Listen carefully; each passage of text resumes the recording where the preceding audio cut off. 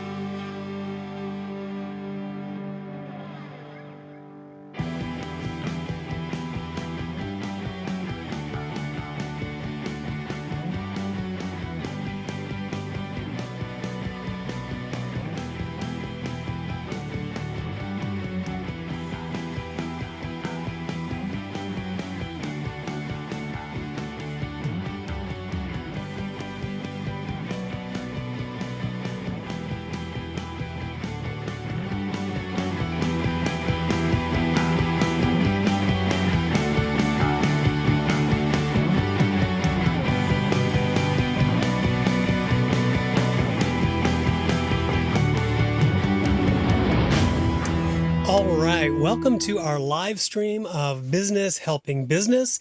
Today's topic is how to work with the media, and I want to say thank you to the Morinville News that has supported us from the beginning by rebroadcasting this out through their social media and also in their digital paper. And a thank you to Stephen Defoe, the owner of Morinville News, that is our guest today. And I'm really excited to hear what he has to say about how businesses can work with the media. And so let's get going right after this. All right, so I'm going to bring my guests in. David Kincaid is not going to be joining us today. I do believe that Lee will join us in a few moments. Stephen, I'm glad that you're joining us. I do have an image that's actually right over top of you showing on my screen, but I don't know if that's my Zoom or not. It's very, that's okay. We're having lots of technical fun things. I changed my whole system over here. But Stephen, thank you so much for joining us. And it's a pleasure to have you here. Thanks for having me, Paul. Happy to be here. Awesome. So I'd like you to start out with, if you can, just telling our audience a little bit about yourself, what you've done. And I know this is all kind of, I'm springing all this on you, and that's how we roll. So just, the Coles Notes version, because I know there's a whole lot that you can say. Morinville News, we started June 11th, 2010. So next month marks the completion of 10 full years of the publication. We started as an online publication. A couple months later, we moved to a print edition, did that for 7 years, realized that print was really redundant when you are offering an online daily news publication. So we got rid of that, and we're continuing to operate daily with local and regional news, as well as some provincial stuff and national stuff. Obviously, a lot more of that right now with COVID-19 in play. Lots of things changing. Nice. That's very awesome. So when I asked you on, I said you can either present, because I think you could really speak to how businesses can work with us, or we can do a format where the three of us just fire questions at you and rock out. Do you have a preferred way of operating here? Whatever you want to do. You've got your regular crew, so we can do some questions, and I'll add some stuff as we go.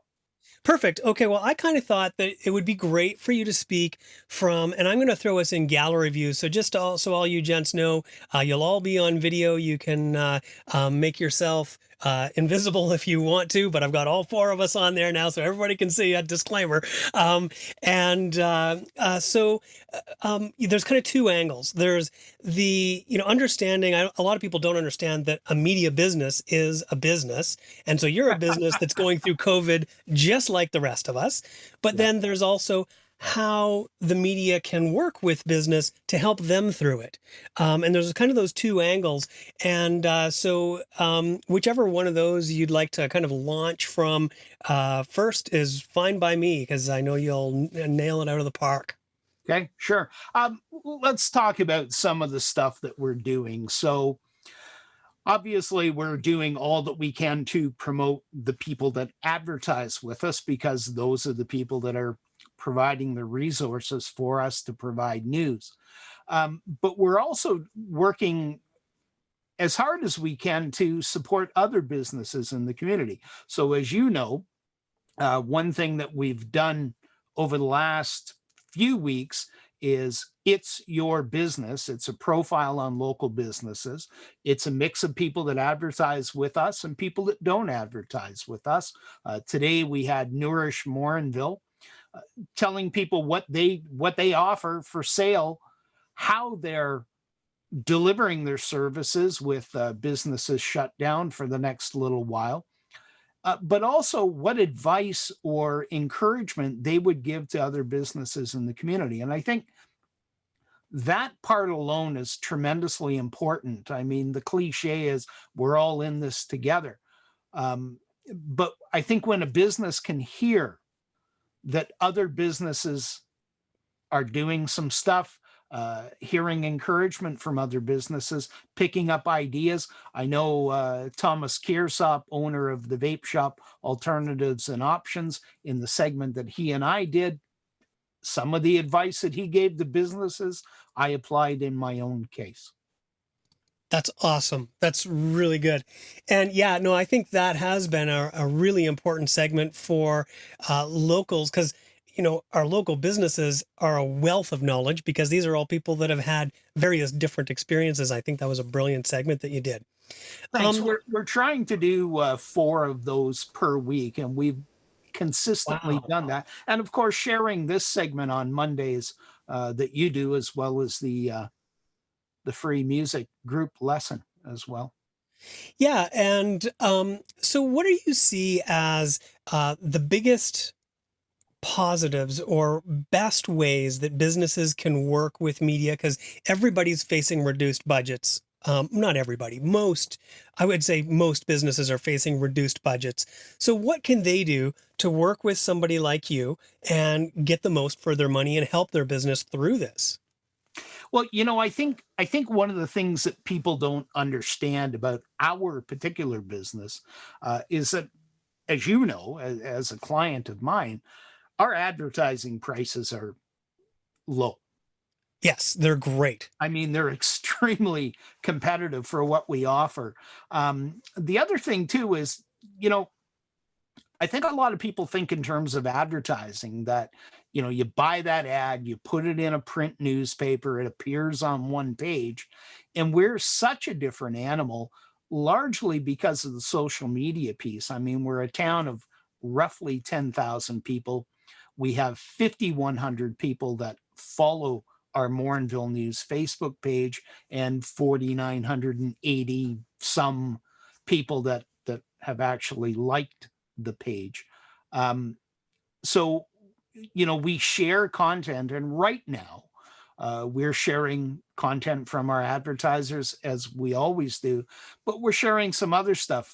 Cardiff Golf and Country Club, of course, they're open again, as the province has said golf courses can be open. They produced a beautiful video that they put on YouTube on how they're going to handle their golfers coming through. And we shared that last night That's awesome. because, there's a fine line between news and advertising, but right now that kind of thing is news. So we're trying hard to share that. When people are a customer of our business, obviously they get that kind of value add on an ongoing basis. So, one of the complicated things about media is, if you read, which, a lot of business people have, how to work with media, it's all about how to get free stories on your business from media. And media outlets typically have very stringent rules on here's our stories. And that is very separate from our advertisers so that they can have integrity. And then small business or small town newspapers that have less staff also have to have processes in place to deal with that. And, um, and I think you can tell me if I'm putting words in your mouth, but you kind of alluded to that, customers will get a share. Like when you share something, you're more likely to share something from a customer that isn't really news and isn't like it's in the gray area. Did I understand that correctly? Um, our Facebook page is primarily for sharing news and information, but we also share stuff from local businesses, and yes, primarily and historically our advertisers, because it's part of the value add proposition that we give to them. Um, but at the same time, I think it's such a different world right now that for us, we want to share some of that stuff, Hmm. even from people that aren't customers, because there's some good news stories out there. As you know, our policy has always been, if a new business opens in town, we try to get around and do a story. No strings attached, no sales pitch, because in a small town, the opening of a business is something that I've always considered to be news. But you're right, there is a fine line between free publicity and a news story. But here's the thing, and I think this may apply to all news organizations right now. We're covering so much COVID, COVID, COVID, COVID, that anything that's a little bit of good news is good for us. It's good for our sanity. And I think it's good for the people that follow our publications, whether that's a print publication, whether that's an online daily. And that's another reason why we did the It's Your Business video segment, because it's that feel good piece. Look, at these people are still here. They're still doing their best to serve their customers, old and potentially new customers. So I think for businesses that are looking to get the word out, there may be a little more play there, where people like myself are going, yeah, we can make that a news story without it being, an advertorial that you would pay for. There's still a fine line there. It has to be, what are you doing? So for example, we did a story on Sturgeon Brewery. When they opened, that's news. Yep. And then they turned around and took all their tips from that long, massive lineup that they had and gave that to the food bank. So of course we shared that. That's good news. That's fantastic. Now for me, so I'm just going to speak personally for me as a business guy in town running Smith Music. I've kind of always understood the importance of having a good relationship with the news media from a perspective of advertising and just kind of being there.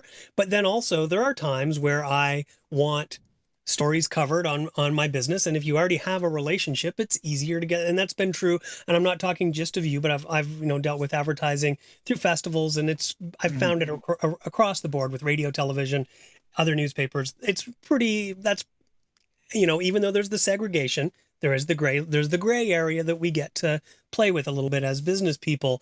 But I found, just from a dollars and cents perspective, I buy a package from you, and I've done the experimentation of paying for Facebook advertising, and in our local area, targeted Facebook advertising, like everybody says. And Glenn had pointed out some time ago, it's really easy to take Facebook advertising and just throw money into Zuckerberg's pocket. Now, I'm not criticizing all Facebook advertising, but it is a strategy that requires experience. Now, so I saved the money that I was going to give to Mark Zuckerberg for his new car. I'm kidding. And saved it up, though, so I could have some video gear and do some of my own stuff, so that then I could make some content that then you can share as part of the media package that I buy from you. And it was not even a contest of dollars and cents of what paid the best. And I think that a lot of local businesses don't understand kind of what Morinville News and other local publications that are also online can do for their social media. Everybody's saying go on social media, but partnerships on social media are even better. Yeah, one of the things, any news publication has a graphic design department. In the case of me, my publication, that's also me, because we're pretty small and lean. But when we're designing that ad for, say, J.M. Turner Goldsmith, they then can use that on their social media. And we're designing that ad so that it's the perfect format, should they wish to buy some sponsored ads, to reach a different audience than what we're providing. So it's a multi-purpose thing. That we'll makes produce a lot a of small sense. video for a business, and we'll put that on our page with 5,000 potential people to see it. And then they can utilize that on their page with their, 500, 1,000, 2,000 people. Yeah. Hopefully not 80 people, but I think you talked about that in a previous episode. And then again, if they want to share that video as sponsored content. Right, because they can share a story you've done on them to their Facebook. Yeah. So then, your base advertising package, which runs from $100 a month to $500 a month, you've got some stuff that you don't have to design. Yeah. So and of course, every publication is different and so you need to build Yeah, relationships with your yeah. local media and find out their strengths and what they can actually do for you. So then, what would you say are the biggest mistakes that people make when they approach the media? And I see the smile because I'm guessing there's quite a few that happen. Well, if you email me at or if you message me at 10:30 on a Friday night asking what the best way to get a news story is, I can tell you what the best way not to get a news story is, and that's contacting me at 10:30 on a Friday night. Um, but apart from that, really, newsrooms across the country today have fewer people doing more work. Be brief. If you're sending a pitch, and there are a few people that still use email, amazingly enough, that's the best way. But even on Facebook, make it make it brief and to the point. I probably get 100 press releases a day from around the world, and some of them are 1,500 words in length. My God, we don't even do stories that long anymore. And your press release is 1,500 words. As editors and publishers, we haven't got time to sift through that.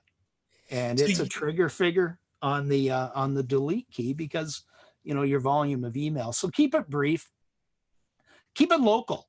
Um, there has to be something that benefits my community at large in telling your story. If it's just about, hey, we're still here, or hey, we're having a sale this weekend, in normal times, that's not particularly newsworthy. I direct them to our sales department, which is also me, by the way.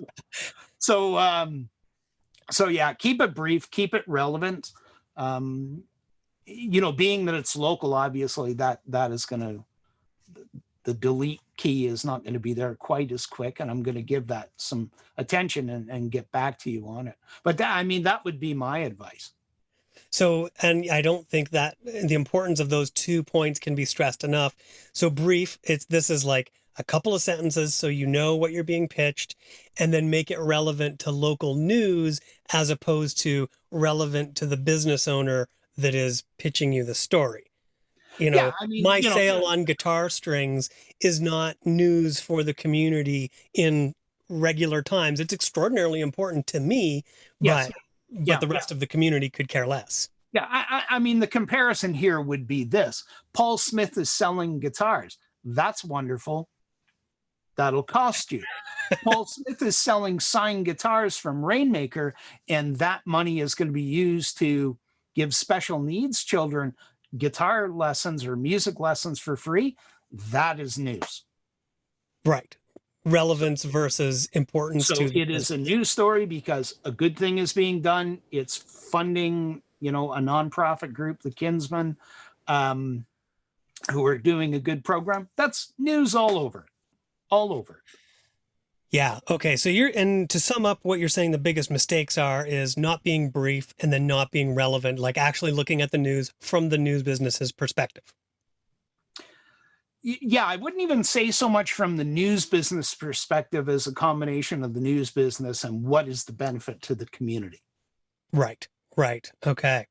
So what are the examples of if you were going to direct a business of how to do it right? Is there like a 3-step or top 3 things that a business can do to build a positive relationship with media to, not bend the rules or anything, but to get the most out of their relationship with media? The number one thing for me, and I'm only talking me personally, be a business that gives back to the community. There you If go. you built a relationship with this community already, my ears are wide open. My eyes are wide open to that.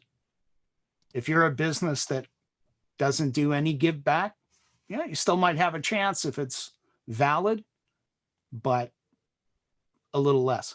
Keep it brief is number two, and make sure it's on point as to what you're trying to get across, what you're trying to accomplish. Nice. Okay, I'm going to open up the floor here to Glenn and Lee because I think they're going to have even better questions for you, and or comments or however they would like to do it. So, Glenn, would be particularly interesting as a digital marketer. Let's see if we can put Stephen in the hot seat, and I think he's going to be swinging home runs out of the park. So, whomever would like to go, why don't I start with Glenn because you're on my top left here. Okay. So Stephen, nice to meet you. I heard a lot about you. Next week, Just a question. Just how would you compare buying media in a small local newspaper to say buying more typically, a lot of people have experienced, hey, let's just go to the radio station and buy a big buy, or say like the Edmonton Journal, like a larger newsprint agency. How does that experience differ between the two? And then kind of a second part is, how would you do it differently? Radio has its benefits. I think for many businesses, it's outside of their affordability. But I don't have current prices on radio. Certainly, some of the bigger businesses like an RV dealership or so on would benefit quite well, I think, from radio. A little harder for the small mom and pop. Edmonton Journal, same thing. Bigger paper, a wider market. I think it really depends on who are you trying to bring in. If you are looking to bring in people from the greater Edmonton area exclusively, we're not the way to go. Working with us to help you build content that you can then use for sponsored targeted ads on Facebook might be the way to go. So that would be the comparison that I would make. But if you're a local restaurant, local media is probably the way to go, with some Instagram/Facebook advertising. So I had just kind of a follow-up question. So yeah. In your experience, like in a local market like Morinville, what successes have you seen people stacking social media and the Morinville news? I would say the flower stop here in town is probably absolutely the best at doing that. They're using Instagram, they're using Facebook, they use content that they do through us and re-putting that out, both as sponsored ads on occasion and on their own Facebook page. They have in excess of 2,000 followers. Which I think for a small business in a small town is incredible. I don't need to say to you that, if you have 100 followers and Facebook shows any given post 1 in 10, you've got 10 people that saw that post. Yeah. So I guess then because that's something I recommend for a lot of clients is stacking paid advertising on top of your social posts. I think one of the things, as a digital marketer, most people don't realize is that if you have 1,000 followers on Facebook and you put something on your Facebook page, 1,000 people don't see that. Maybe 1 in 10 if you're lucky. And to be perfectly honest, I think that number is actually inflated. It's probably, 10 out of 1,000, because simply put, Facebook has retained ownership of that audience. It's not your audience, it's Facebook's audience. So What's interesting is to hear how in the local market you're experiencing the same thing. And that's, from my end. The number that I typically use is 1 in 8. I said 1 in 10 because it's easier to do and math on the fly. I think it's worse. so I'm not arguing. I think it's actually worse from my experience. Yeah. And it depends too on, as I'm preaching to the choir here, but the more people that share that post and so on, and you get some exponential growth there. I think what's been beneficial for us as a news organization that I think has a fair amount of local trust, when we make a post, there's a little bit of local trust behind that, a little bit of local good feeling that we're promoting the local business community. And, the concept of shopping locally is a little bit stronger right now. I hope that post-COVID that remains. I'm I'm doubtful of that just because I'm a news guy and I'm cynical by nature. But certainly right now there's a great feeling of wanting to support local as much as possible. Well, very concise. Lee, can you look at you? You got the mic in your hand. You're going to do a mic drop. I know it. No, I'm not. Oh, right. You paid for the mic. When I give somebody a mic, they do the mic drop. But when people pay for it, they don't do that. No. Yeah. Not unless there's a mattress on the floor or something. Spoken like a true HR, safety guy. Yeah. So, hi, Stephen. How are you? Good to hear your voice again, Lee. Yeah, you too. I love what you've done with the place there, Paul. Looks good. Oh, you recognize your backdrop? I stole that from you. Yeah, I love it. I paid for that, but Yeah, I heard. Yeah, I did the test viewing. He had a big light coming through the back of it. yeah. I told him to use some of the black backdrop that I gave him when we shot a music video. There So you this go. this room is sponsored by Lee and Steven. So each of you are going to get some advertising space here. There you go. Yeah. GorillaInterviewing.com. There we go. Whatever. So you gotta love that algorithm, hey, on the social media platforms. Facebook has it all sewn up. There's no doubt. I mean, to your point, Stephen, your friend list is not your friend list. That's just the way it is. That's the reality of being on that platform for free, basically, because it's not free. Essentially, you're paying. No, you're the product. Yeah, exactly. So I was thinking as you were talking here, Stephen, and I know a little bit about your background, and because we've known each other in the past. And I wanted to ask you this question because I think it's relevant for the audience that may watch this, being local and being business oriented. As what I would consider to be a business leader in your community, what kind of advice and or thoughts do you have? And you may have already been sharing this individually with people in the community. Everybody talks, obviously, but what for the purpose of what we're doing here today, what advice and what thoughts do you have for the local businesses going through this very difficult time right now? And how do you keep your head above water considering everything that's going on? That's the big thought on everybody's mind, I'm sure. It is, as I alluded to earlier in the show when I talked to Thomas Kearsop from Alternatives and Options, as business people, we're planning the next quarter, the next half, the next year, the next 2 years, the next 5 years. And I think, as he said, and as I accepted quite well, I think you have to look at it on a month-by-month basis. What do I need to do to continue through to the next month? Then we move to the next. As you know, there are a good number of government programs out there. They're not helping everybody yet, but they are helping a large number of businesses. And I think you just have to take that a step at a time.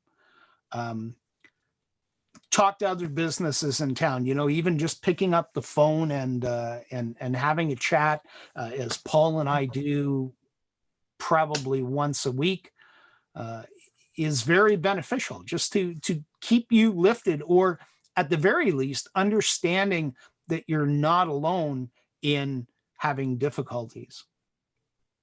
Yeah, I think in my experience working a lot with small business throughout my career, one thing, and Paul, actually, you and I were talking about this earlier today, as a small business person, entrepreneur, mom and pop, whatever, we tend to have a little bubble around ourselves, and we think we have to do it all ourselves because that's the nature of our business. It's something we've grown, we've developed on our own. And so we're not really used to the kind of reaching out and asking for support that, especially nowadays, I think is required by businesses. Mhm. And to your point, even just talking to people, you get an exchange of ideas. You get you get some common ground that you can say, oh yeah, I'm going through the same thing. What do you think of this? What's how are you dealing with your bank this month, right? Yeah. So those, I think that's a really good point. Thanks. One of the things that we're doing, and this is kind of back to what Glenn and I were talking about in terms of social media, we've run a campaign on our Facebook page and also on our website. So we have a page, a dedicated page, what's open in Morinville, and it has all of our advertisers and what their hours are and what their websites and Facebook are. We have a link to a town of Morinville Google map that has everything that's open, and then we have a link to an initiative that the chamber is doing. So it's kind of a one-stop shop. In addition to that, we've ran this social media campaign on our page that we do periodically, encouraging people, go follow businesses Facebook page, because if they've got 100 people more, it helps get that out. And if you're seeing their posts as a consumer, as a resident of the community, you have the ability to share that. And with the algorithm, if it gets them one sale that day or that week, it's one more than they would have had. So we've been pushing that fairly hard, kind of a 4-step program to encourage following and sharing and commenting and liking, because all of those things, have some effect on the algorithm. Yeah, I thought that was a really powerful article that you wrote about how important it was. This is early on in the COVID thing of go follow your local business, whether you shop there or not, go follow their Facebook and then share it out so that we can keep the community alive. You can unfollow at some point when it's a little less necessary, but those are some of the brilliant, I like how you say shh. But those are some of the things that media will do for business that businesses won't do for themselves. Putting those kind of editorials together. So now, Stephen, you're also a business. You are in the news business, and you're facing some hard times, as you've published in your paper. Sure. Yep. So, as a business guy in my community, I'm invested in your business being successful through this time and after this time, which is going to be hard. Anybody that thinks it's not going to be, I think people are starting to get it, that it's going to be hard, but it's going to be some years. So, what are you looking at in order to protect yourself and insulate yourself and those sorts of things? Well, as I made public, we're looking at our business on a month by month basis. If at Right. the end of May it's looking good and we have the local support, we'll continue in June. End of June, we'll continue in July. And when we're out of this, then we'll see what our role is in the community and in the business community here. As I put in an editorial recently on that subject, we're down 60%. Yeah, I mean, in the past, the news business, it's more news than it is business, because ad revenue is going to Facebook. In fact, some of the big players in media are now lobbying the government once again to get a share of Facebook's ad revenue for their content. So, that's an unusual thing. I'm not sure how well that's going to play out, but we opened up that residents can buy an ad if it's a birthday or an anniversary. We're doing that thing. People, like many publications today, The Guardian, for example, can make a donation to the publication. What nice. we're doing is, so last month we took in $350 worth of donations. This month we're providing $350 worth of advertising to nonprofit groups. So we'll be able to provide a value add package for one full month for 3 nonprofits in the community. And the first one's already underway. And I've got to design the second ad for the second group. So that's, if you're helping us this way, we want to help the community with that revenue. going That's the other really way. good idea. I love that. And that's sort of, some of every business has had to be nimble, as is yours having to be nimble. The I think, and I don't know, maybe I'm optimistic. I think between Stephen and I am fairly optimistic, and he is usually, as he describes himself, fairly pessimistic. So we balance each other out. Um, but I think COVID-19 has shown the need to have reliable media. Because certainly a whole bunch of information early on was being spread on Facebook that was not reliable. And this is a crisis of our time. And, if local newspapers can make it through until some of that starts to get resolved on the other end, I think that's going to be very key. And, Stephen, what would you say about that? Would you be more cynical and say, people don't care and they're just going to go where the dollars are? Or do you agree that people are kind of seeing this created a crisis for the media? Well, I mean, the crisis for the media has been there long before COVID. Right. I think for a lot of publications, COVID may have been the nail in the coffin. Ad revenue, as we talked about earlier, through whether it's Google or Instagram or Facebook, um, has knocked the crap out of the conventional media buy. And when you've got the big national publications and chains Hmm. having to shutter publications, I think a lot of people didn't adopt. We've always been fortunate in that there's that other side where we're doing some video work, we're doing some event, uh, video stuff as well. That's always backstopped and underwritten the news side of the business, which is kind of our give back to the community, always has been. With COVID, there's none of that, as you well know, because events are a They're portion of gone. your business as well. It's gone. Yeah. So what will happen after this? I think we're going to have to be more nimble. The bottom line is that, when you put up a paywall on a news site, people get upset. The internet has always been free. Information on the internet has always been free. So if you're going to come to me and get a local news story and you got to pay to access it, you're just going to go to the other guy that doesn't have a paywall, and vice versa. So I think that ship sailed 10 years ago. Right. And I think some publications across the country weren't quick enough to get into the online game. We've for 2 years now been more of a sponsor model than relying on someone to say, hey, I want to run an ad for a garage sale this weekend, which you can't do, by the way, until the health doctor says so. So we're very fortunate with that, having individual businesses understanding the value of what we have to offer and sponsoring sections, whether it's sports, arts and culture, in the case of yourself, and so on.